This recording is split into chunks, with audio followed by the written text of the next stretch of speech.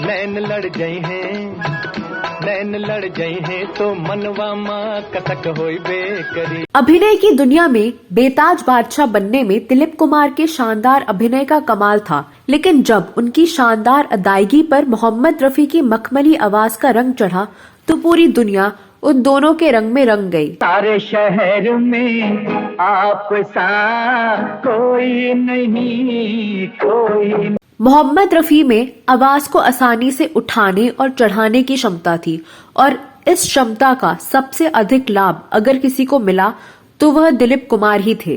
टूटे हुए ख्वाबों ने हमको ये सिखाया। भारत ही नहीं, पूरे भारतीय महाद्वीप के संभवतः सबसे बड़े एक्टर दिलीप कुमार ने अभिनय को एक नई ऊंचाई तक पहुंचाया। मुझे दुनिया वालों शराबी न समझो।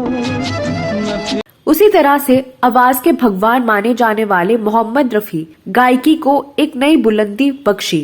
हम जिनके लिए बर्बाद वो हमको चाहे करें ना। जिस तरह से दिलीप कुमार बड़े से बड़े एक्टरों के लिए मिसाल बन गए, उसी तरह से मोहम्मद रफी साहब भी बड़े से बड़े गायकों के लिए गायकी की पाठशाला बन गए। इसे मोहब्बत हमें से लड़ाई, अरे मारे डाला दुहा। मोहम्मद रफी ने दिलीप कुमार के लिए पहली बार फिल्म जुगनू में गाया और उसके बाद से मोहम्मद रफी लगातार दिलीप कुमार के लिए गाते रहे।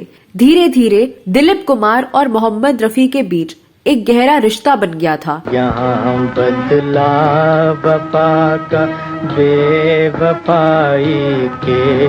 पिछले दिनों दिग्गज अभिनेत्री सायरा बानो ने महान गायक मोहम्मद रफी को उनकी जयंती के मौके पर श्रद्धांजलि देते हुए अपने दिवंगत पति के साथ मोहम्मद रफी के करीबी संबंधों को याद किया।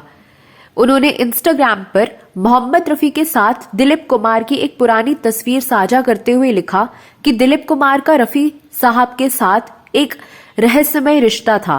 दिलीप कुमार रफी साहब को न केवल एक महान पार्श्व गायक के रूप में देखते थे, बल्कि अनिवार्य रूप से अपनी आवाज का एक हिस्सा भी मानते थे। मैं चुका के प्यार का तूफान ले चले। सायरा बानो ने लिखा कि इस महान जोड़ी के बारे में कई किस्से हैं। एक किस्सा है कि दोनों ने कैसे भारत चीन युद्ध के बाद हमारे जवानों का मनोरंजन करने के लिए सीमा पर गए और जवानों की हौसला अफजाई की। के मुसाफिर हमको भी साथ ले रे। दिलीप कुमार ने भी इस वाक्य का जिक्र कई बार किया था।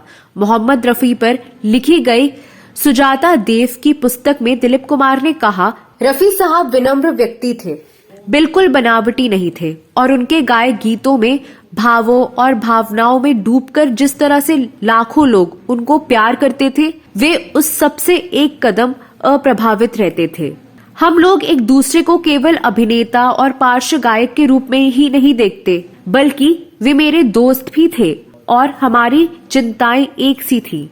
दिलीप कुमार ने ये वाक्य साझा करते हुए बताया था कि वह और रफी साहब 1962 की लड़ाई के बाद भारत चीन सीमा पर जवानों के मनोरंजन के लिए गए थे, लेकिन जिस दिन कार्यक्रम था उसके एक दिन पहले कड़ाके की ठंड के कारण रफी साहब के गले में इन्फेक्शन हो गया और उनकी आवाज बैठ गई।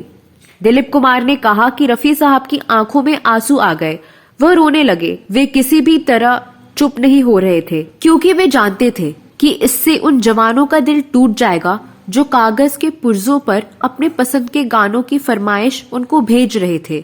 हमारे जवान रफी साहब की आवाज में अपनी पसंद के गाने सुनना चाहते थे। उधर जवान भी रफी साहब के ठीक होने के लिए लगातार दुआ कर रहे थे और मैं अदरक और शहद मिलाकर पेय बनाकर उनको दे रहा था, जिससे वे आज्ञाकारी भाव से पी रहे थे। आश्चर्य की बात थी कि ये काम कर गया। सुबह जब रफी साहब उठे तो उन्हें अपने ऊपर यकीन ही नहीं हो रहा था। जब उन्होंने गला साफ कर गुनगुनाया तो उनको अपनी अद्वितीय मखमली आवाज सुनाई दी। एक जो हुए थे हम उन पर दिन रात लगाते थे चक्कर। दिलीप कुमार ने लिखा कि वे सच्चे अर्थों में कर्मयोगी थे। उन्हें असंख्य पुरस्कार और उपलब्धियां मिले, लेकिन उन्हें सच्चा सुख तब मिलता था जब आम लोग उनकी प्रशंसा किया करते थे। जिन लोगों के मनोरंजन के लिए अल्लाह ने उन्हें अनमोल आवाज दी थी। दिलीप कुमार ने मोहम्मद रफी के बारे में कहा था कि रफी साहब एक ऐसे अजीम हस्ती थे जो लोगों के मनोरंजन तथा आंतरिक सुख के लिए दिल से गाते थे और जिनके गाए गीतों को लाखों करोड़ों लोग पसंद करते थे, लेकिन जिनके बारे में लोग बहुत कम जानते हैं। चेहरे पे गिरी जुल्फें कह दो तो हटा दूं मैं, वादियां ये फिजाएं बुला रही है तुम्हें। आसान है जाना महफिल से, वो कैसे जाओगे निकल कर दिल से मेरे। रफी साहब को दी गई एक श्रद्धांजलि में दिलीप कुमार ने कहा था कि मेरी लगभग सभी यादगार फिल्मों में रफी साहब मेरी आवाज थे। वे हिंदी सिनेमा के लगभग सभी प्रमुख अभिनेताओं की आवाज थे जो अपने समय में लोगों में बहुत लोकप्रिय थे। उनके अंदर कुदरत की दी हुई एक ऐसी सिफत थी कि वो गाना गाते हुए फिल्म में दी गई स्थिति के हिसाब से, किरदार के स्वभाव के हिसाब से, फिल्म में किरदार की प्रकृति के हिसाब से तथा फिल्म का माहौल जिस तरह से होता था उस हिसाब से अपनी आवाज को ढाल सकते थे। जहां तक उनके साथ काम करने के मेरे अपने अनुभव का सवाल है तो रिकॉर्डिंग के दौरान उनको बिना किसी अतिरिक्त प्रयास के गीत को गाते हुए देखना अचंभे जैसा होता था।